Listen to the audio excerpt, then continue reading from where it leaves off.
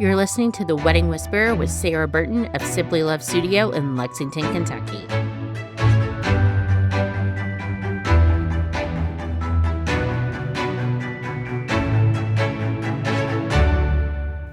Today's podcast is going to be with Cassidy May, and she is with the Wild Rose. And she is actually relatively new-ish to the Lexington area wedding scene, so you may not have heard her name before. So Cassidy, thank you so much for joining me today. Yes, thank you for having me. I'm so excited. And so you are a wedding planner and a wedding florist. Yes. Tell me which one you started first. So we started with flowers. I was working a sales job after I graduated college in like 2020, 2021. Hated my life. Not the job. Loved the people, but I just hated the environment I was in. I grew up doing like Memorial Day arrangements and like artificial flower arrangements with my family. So I just knew I kind of wanted to be creative. There was a flower shop that came up for sale near me. And while that didn't work out, it did give me the push to quit my job and open my storefront in 2022. So started doing that, really pursued weddings. I was in the middle of planning my wedding. I feel like that's how most of us got started around this time is we plan our own wedding and then we really love it. You either love or hate wedding planning for sure. So then we started the flowers and then realized that I liked being more involved. Call it the ADHD or the type A, but I really wanted to get more into the coordinating side. So we added that in 23. And I think that there are a lot of categories in the wedding industry that are not great at overlapping. Right. I think sometimes some vendors, I'm sure we've talked about this on podcasts before, where some vendors try to do too many things, but flowers and planning, I think, go hand in hand for so many reasons. Yeah, absolutely. I mean, I have probably the best relationships with other coordinators for weddings that I set up with because I'm asking them 1,000 questions. They're asking me 1,000 questions. We really have to know like what's happening from start to finish, like when to set up, what to set up, kind of what the couple is really wanting. It's very collaborative. So for me, it made sense to have them both together for sure. Whenever I messaged you and asked what you wanted to talk about today, you gave me a topic, and I could have never come up with this myself, but I'm so glad that you said this is what you wanted to talk about. Yeah. So leading into that, whenever I meet with couples, they talk about flowers being in their top 3 most important things, or it's not important to them at all. There is no in between. Right. Do you see that too? Absolutely. People either come in with me where they say, I don't have a budget. Flowers are like the most important thing for me. This is what I want, whatever it's going to cost. And then there's the other people that are on like a strict budget, which so was I. I understand. Very relatable. But a lot of people kind of have it so low on their priority list because they have this like idea already that it's just going to be so astronomically expensive and that it's just going to be something that they can't even like consider putting a lot of thought into. So yeah, definitely see that on my side as well. And so today you're going to share with couples how to maximize their floral budget. My favorite thing to talk about. All right, perfect. Yes. And before we dive into that, I actually wanted to do a little bit of a run through of all the different types of flowers you might need or want for your wedding day. Because I think that may be something that gets skipped over. Yeah. You just hear the word, you need wedding flowers, but where do you actually need the wedding flowers? Yeah. I'm a very in-depth person. So with my consultations, the form that I kind of go through and just talk about, there is a lot of things that couples will tell me, I didn't even think about that. I didn't even think we might need that. So definitely have a whole guide we can go through on like what you're going to want to expect when you're planning your wedding for flowers. And this is one of the areas too, I think that we use terms that the couples don't know yet. And so if you ever hear any vendor use a term that you're not familiar with, always feel free to ask what that is. Please ask. I would rather explain to you than you be so confused. And the first thing we're going to start with is personal flowers. Yeah. And walk me through what personal flowers are. Yeah. So personal flowers are pretty much going to be anything that you have on your person. So a bride bouquet, a boutonniere, corsages that you wear, bridesmaids bouquets. I'm also seeing a lot of grooms getting like lapels across their whole. I'm here for that. That's my favorite thing. We have 2 of those next year and they're my most excited for weddings like ever. But yeah, anything that you have on your person or carrying, we call that a personal flower. And then ceremony flowers. I'm going to say that's anything that's going to be in your ceremony space. So anything where you're going to have like an altar, anything lining your aisle, at the back of your aisle. If you have a sign, like a welcome sign at your ceremony space, that's what we'll put that on. Anything that's used at your ceremony, I call that like your ceremony flowers. And then cocktail hours, probably one of the least amount of flowers that we will see. You'll have your centerpieces, and then sometimes cocktail hours tend to be around bodies of water, whether it is a pond or a fountain. And sometimes I'll see couples put some flowers in those. Yeah, the little floating things. I love those. Those are fun. And then, of course, the reception area. Yeah, and reception flowers, I think, is where it gets the most kind of confusing because there's lots of little things that are at your reception that you don't really think you need flowers for. My go-tos that I ask about when it comes to the reception is your centerpieces. If you have a head table or a sweetheart table, anything on like a bar, or if you want like a specific kind of photo area, anything like that is what I consider for your reception. Okay. And so tell them what they're waiting for. How did they get the most bang for their buck on their wedding flowers? So every time I go through a consultation with a couple, my first things that I ask are, which of these flowers is the most important? Even if flowers are like not important to you at all, what is the one thing that like you like the most? I always suggest the bride's bouquet, absolutely top thing. I'm not going to skip anything on that. If that's the most expensive thing on the little itemized thing that I'm going to send you, that's what's going to be the most expensive. I always also really like to think that your ceremony flowers that can be reused are the big thing. That might be a hot take. Don't come for me if it is, but I love reusing flowers. In my opinion, if you're going to pay me to make something and I'm going to spend an hour to 3 hours putting it together, I'm also going to have you pick that up and move it somewhere. Like, I want that seen by as many people as possible. So what are ways that they can reuse the ceremony flowers? So the top thing that I'm seeing a lot this year are pieces that kind of sit on the ground at the back of an aisle. I will always pick those up and move those to a bar or in front of a sweetheart table. I'm seeing a lot more sweetheart tables than head tables lately, which I prefer, but I always use the sweetheart table as the main way to reuse my pieces. The biggest trend right now is the two like freestanding arches that like one's a little taller, one's a little shorter. They're really fun to make. I like them, but I also pick those up and I'm going to move them wherever the couple is sitting. If they're doing like a family style table, which I have seen a lot of too, where they like want to sit with their guests, we'll move that to an entryway or like to a photo area as well. Also, another way is you were talking about the flowers in the back of the ceremony space. I've seen those used on buffet tables as well. I feel like I see a little bit less of that. I think a lot of it depends on the venue, in all honesty. Some venues don't really have like a lot of space for the buffets to put their things. So I feel like anywhere where food and things are going, I personally have seen a steer away from. But I would absolutely put things on there. Wherever it's going to be useful, that's not in the ceremony. Your ceremony is 15 minutes. I want to make sure that you're getting everything you can out of that. So, and a lot of times if a couple will ask me if they should have a cocktail hour. And so one of my questions is, are we moving flowers from the ceremony to the reception? Because if we are moving the flowers, then we definitely need to have a cocktail hour so that the planner or the florist has an opportunity to get those moved. Yeah. And even as like a kind of coordinator standpoint, I always like to know, do you want people to come into your reception space during cocktail hour? Is it going to be separate? Because that does also factor in on how things are getting reused. I know that some coordinators are okay with moving flowers. I do also offer me or some of my assistants to stay on site to move the flowers after a ceremony. I prefer that because I know how the flowers work. So it's, less of a chance of it like slipping or losing some petals or anything like that. But I also think that cocktail hour is the place that you're going to not need flowers at. If I've talked about where I would splurge, where I would skip, you don't need them at cocktail hour. People are talking to each other. They're not focusing on anything that's on those tables for sure. They're getting a drink. Yes, they're getting a drink and a snack and waiting on you. So you talked about the bride's bouquet being the number one place to spend money. Absolutely. What are you seeing price range from the lowest to maybe the most expensive bouquet that you've done? Yeah.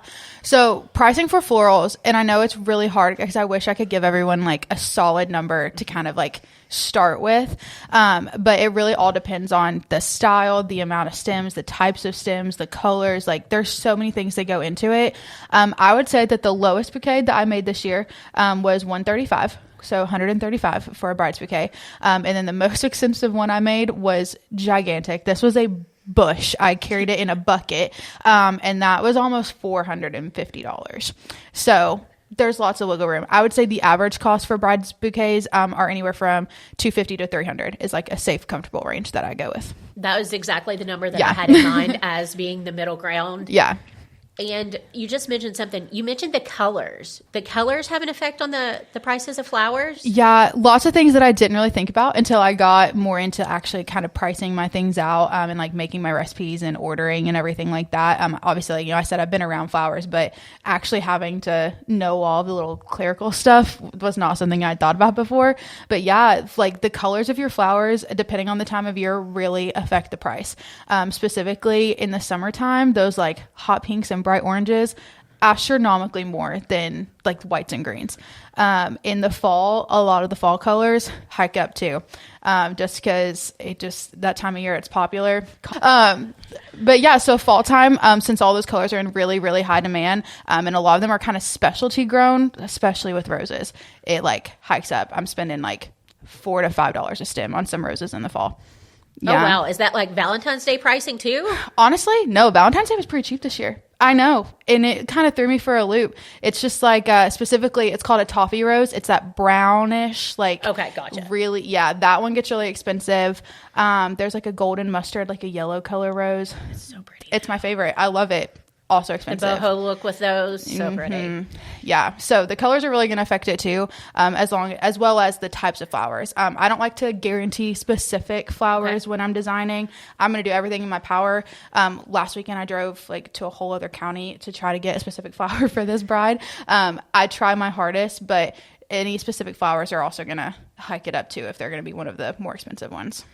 And then, even if it is an expensive flower, if it is something that is important to the bride, like I had a bride a few years ago, this is where my accent is going to come out, and everybody says the word differently, peonies or pennies. I say peonies, so that's like, I don't know. I get like looks sometimes because I say it wrong. My grandma says it different than I do. How does she say it? She says peonies. Yeah. I'm like, I always heard it as a peony, so. Yeah, the first time I ever heard peony, I was like, oh, what?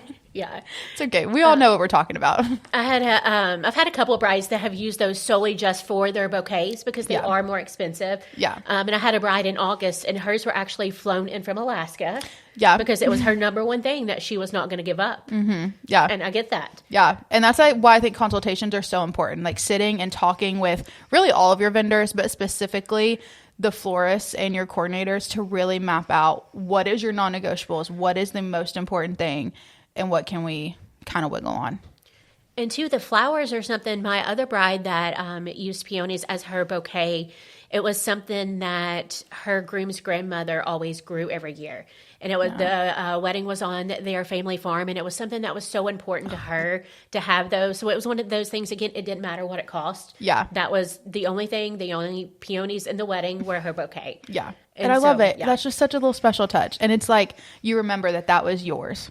And you had that. Yeah, I like that. Absolutely. And then what are some other flowers that you see tend to be more expensive? Yeah, so peonies are the biggest one. This past wedding, I used, I'm not going to say it right either, proteas. It's spelled Protea. Someone else is going to tell me my pronunciation is wrong, and that's okay. But they are a very eclectic looking flower. So I've had a couple of requests for those this year. So we're going to have a lot of that. Those are an expensive one. White roses in the fall get kind of expensive. Wow. Okay. Yeah. I would not have guessed that. Yeah. And maybe, it's just more me liking a specific type of a rose to use and like reaching for them because it's like my go-to when I design, but they kind of hike up. Garden roses are a really nice one, that are less expensive than peonies, but they're still in like that 3 to 4 per stem range. Those are good substitutions for peonies. So those are the top ones that I would know off my head are like costing me more. Peonies are just the biggest thing. I know if someone says that to me, I'm going to probably have to talk about like how important is this? Because I'll make it happen, but be prepared. This is what you're going to look at. Right. And two, you said a second ago that you don't necessarily guarantee the flowers that you're going to get. If it is something that the bride specifically wants, you can make that happen. Though. Yeah, I will go through whatever links I need to. And if I have to go to a bride and say, I could not get this, I have truly exhausted all options for that. So if it's something that's a specific request or like really special, like a family tie or anything, I will do everything in my power to get that. I don't love to work with silks, but I will even go so far as throw a couple silk ones in there just to make it have that look for him. So speaking of silks, is that a way to maximize your budget, or do you see that being about the same price as real flowers? Yeah, in my opinion, I think that they cost the same. Sometimes I think that real flowers even end up being a little cheaper. And I didn't realize that because I did start with silks, memorial saddles and headstone decorating. That is my family's biggest thing. My grandma's got like 7 boxes of fake flowers right now in her living room. But they are a lot more expensive. And at first, when I started, I wanted to be able to do both, but I just morally for me, myself, I could not charge what I needed to. Sometimes I just hate how much they cost. The artificial? The artificial really? ones. They're just a lot. I used to go to Hobby Lobby even on their like 50% off sales and stuff like that. And I can still get real flowers much cheaper. So. And talking about the most important things are not important, a lot of times when a bride tells me that the flowers are not important, she's like, I'll just use fake. It's fine. And I'm like, actually, let's reevaluate that because those are probably going to be more. And the thing about using artificial is a lot of times they're very hard to manipulate them and to make them look well. And you really almost have to be trained and have a lot of experience in that to be able to make them look good. Yeah, I know some really amazing artificial flower designers and they do great work. I love them. Could not be me. Most florists here won't. Yeah, my hands would hurt from like the first ones that I tried to do at the wedding, just like having to cut the wires and the way I just hated it. But yeah, I think that there is a place for kind of every design, from DIYers to fake flowers. There's a place for it, but I also believe in everyone being as informed as possible about what they're going to look at work-wise and price-wise. Enjoy a beautiful getting ready space in downtown Lexington filled with natural light and charm with your bridesmaids on your wedding day. Located on Maxwell Street, a mile from dozens of wedding venues, is a little white cottage with a pink door. Studio rental includes access to the entire cottage, including a main room, a sitting room, a kitchen, a pampering room, and more. The studio is owned by Franzetti Photography, so you know the light is perfect for getting your hair and makeup done and your getting ready images. With one convenient all-day rental, you can start as early as you need and leave as late as you want. For more information, go to franzettiphotography.com. So a couple ways we've talked about maximizing the budget, reusing and repurposing the ceremony flowers in numerous different ways in the reception. Yep. Kind of cutting back on cocktail hour, just not going above and beyond because they're only going to be there for a little bit. Yeah. And then do you think that candle centerpieces are cost effective? I love a candle centerpiece, and I think it depends on how you do it.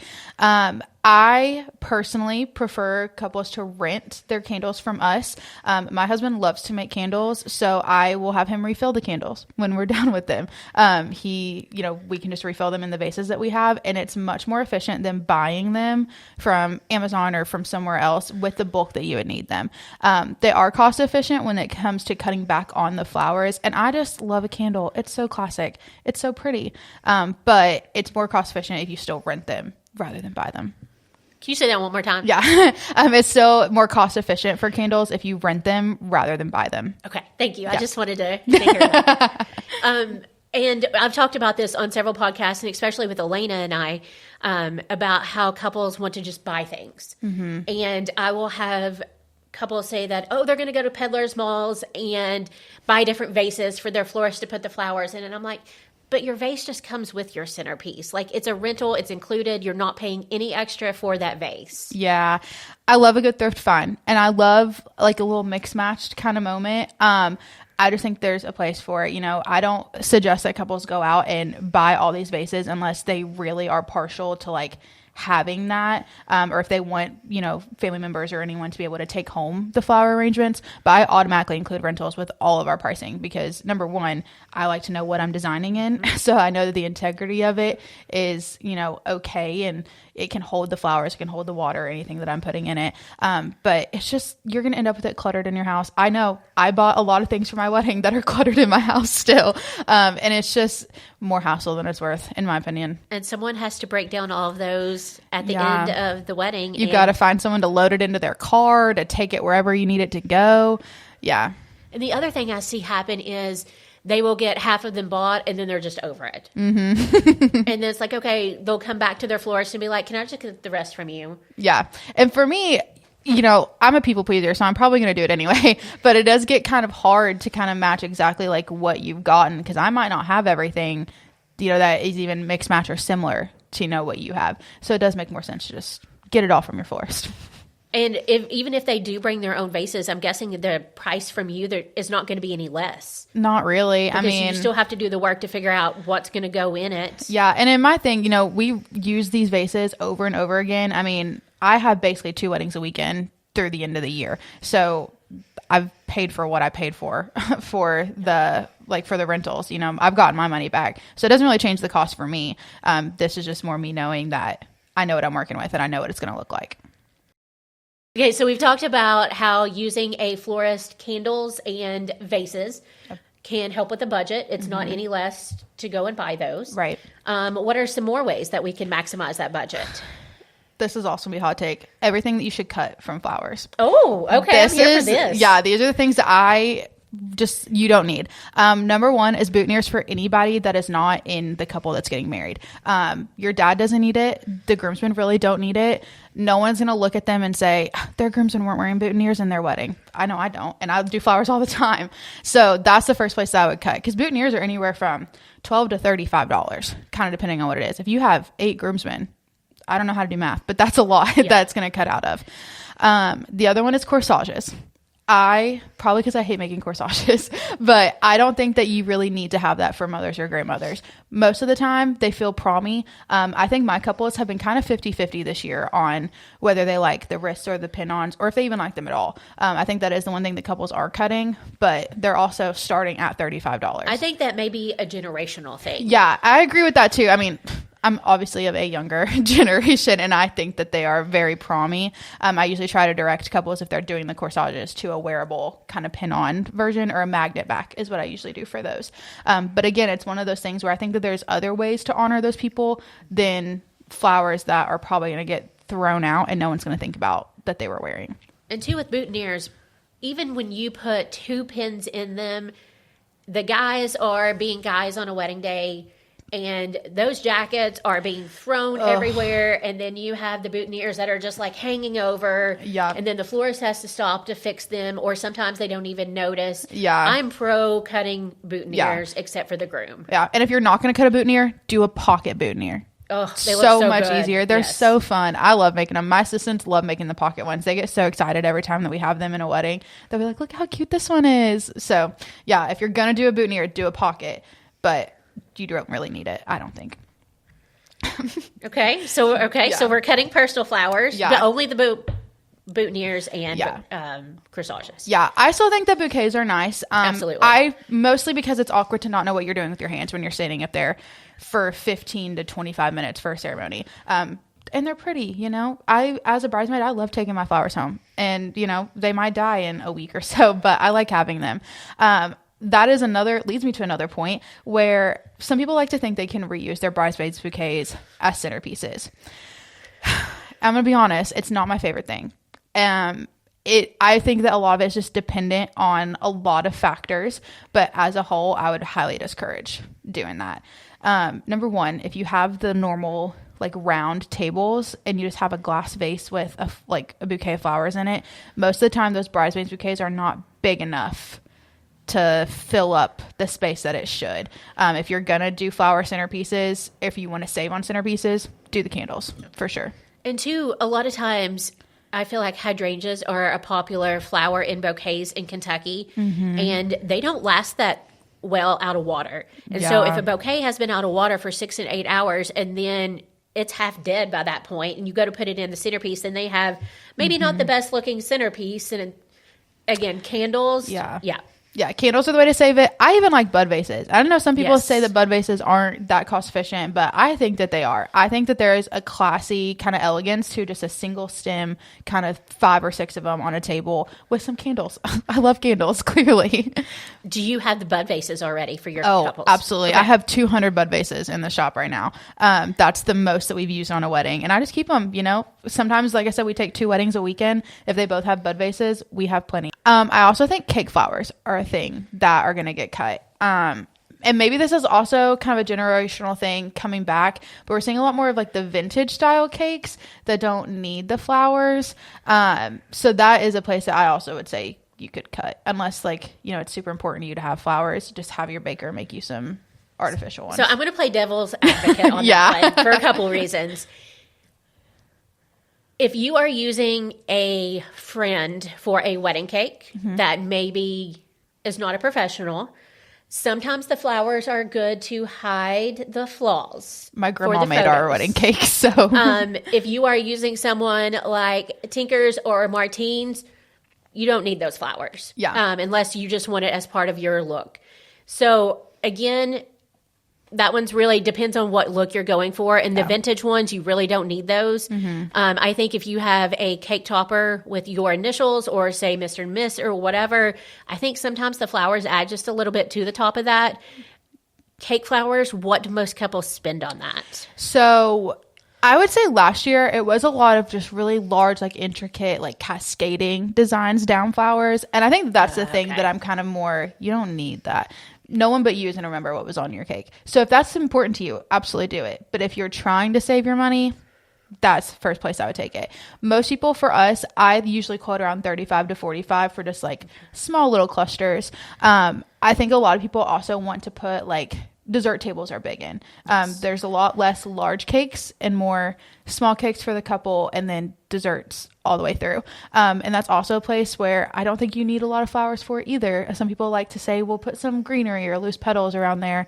No one's gonna look at it. They're grabbing their brownie and they're walking away. You don't need to have all of that. So I'm going to agree with you on the dessert table. Yeah. I would not put a single flower on that dessert table. Wedding cake, I think I am still in the mind frame, a little bit of flowers. I have seen, especially on hot days in Kentucky, we've seen a few cakes have a few issues. And the flowers have been able to build that up and cover some stuff. But it's $45. If you can have the wedding, you can spend $45 on that. What is another thing, it's very just dependent on, the couple, which is why I think consultations are just so important so that everyone's on the same page and we're able to kind of customize what you can skip, what you can't. Yep. Okay. My thing about maximizing your budget is just spending the money where it's going to be seen or where it matters to you and just forgetting about the rest of it. I think a lot of times in just wedding planning in general, couples can get kind of caught up on so-and-so wants me to do this or this family member really wants this. And we kind of lose sight of, the wedding is for you and your partner. It's not for anybody else. So the key takeaway from today is to have an amazing bridal bouquet. Yeah, basically. Have an amazing bridal bouquet, a great ceremony setup that you'll look back in all your pictures, and then we'll figure out the rest on how to reuse it. And with the bride's bouquet and the bridesmaid's bouquets, this is going to be hard to, obviously, if you are listening, to know what we're talking about. Share how a bride or bridesmaid is supposed to hold a bouquet. Beautiful. So this is what I always tell people. And I say, pick your belly button or pick your crotch. It depends on the length of your arms. Basically, you just don't want to hold it above your belly button because the flowers kind of cover your chest and they cover your face, and we can't see the dress that you spent all the money on, and we can't see the makeup that looks great. We want to see, you're happy for your friend that's getting married. So the lowest that you can hold it without it dragging the ground is what I prefer. I think most of my weddings that we've done, they usually kind of put their thumbs against their belly button, and that's how they hold it, and it works great. I don't usually make them too tall. When I do the coordinating weddings, when I see them line up, I'll kind of adjust and go down the line and make sure everyone's holding it in a good position, but belly button usually is the best option. And if you aren't sure when you're standing there getting your pictures made, just ask your photographer quickly if everybody's bouquet looks okay or if anybody needs to adjust. Because if there's one that's super off, it just looks funny. Yeah. And if there is a day of coordinator, I know me and some of the other ones that I've worked with, they usually work pretty closely with the photographers on that. And they also all kind of know that little trick of hold it at your belly button. So ask them too. So we talked about maximizing the budget, and we've talked about the price of the bridal bouquet. Does the price for the bridal bouquet change if it's a traditional handheld bouquet or if it's a cascading bouquet? I would say it would change it only because of the amount of flowers that are in it. For me, the style doesn't change it. Just because I, have had to learn how to fix, how to make all of them, either through videos from other florists that I know, or when I travel abroad in the winter to take the class at the Catherine Mueller Flower School. They'll teach us a lot. But I don't think that there's a difference in how I design it for price. It's just the amount that's in it and what's in it. Okay. Well, and Cassidy, thank you for joining me today. As we wrap up, share a little bit with me about your team. You've talked a little bit about your team today. Yeah, I have a great team. I have 4 assistants that work with me and under me. One of them is one of our lead coordinators, so she'll go on weddings, coordinating them. And then I have a lead designer who will also go in my place to design when we have like 2 weddings. Teams are so important. I do not know how I functioned last year just having like one person. I think I told my husband this week that I have just been the least stressed ever. Usually wedding season keeps me like high adrenaline, like running off my to-do list, and I have just been smooth sailing. Knock on wood. Knock on wood, yes. Yeah, but I have a really great team that is able to come in and we can tackle 20 centerpieces in a day instead of doing 2. That's incredible. Yeah, it was great. I was mind blown the first wedding that I had all of them working with me because it was just so easy. No more 3 a.m. staying up to finish up centerpieces or anything like that. Like they're amazing. I love them so much. I'm so happy to have them. They're great. Good. Yeah. Share with folks where they can find you on social media. Yeah, social media I probably use the most is the Instagram. So it's at the Wild Rose KY. I also have posted a lot on my TikTok lately. I think that has been fun, just seeing like the behind the scenes of the process of designing and setting up. And that one is Cassidy May .florist. And then the Facebook is the Wild Rose as well. Awesome. Well, Cassidy, thank you so much for joining me today and sharing with couples how they can maximize their floral budget. Yes, thank you for having me. It was fun.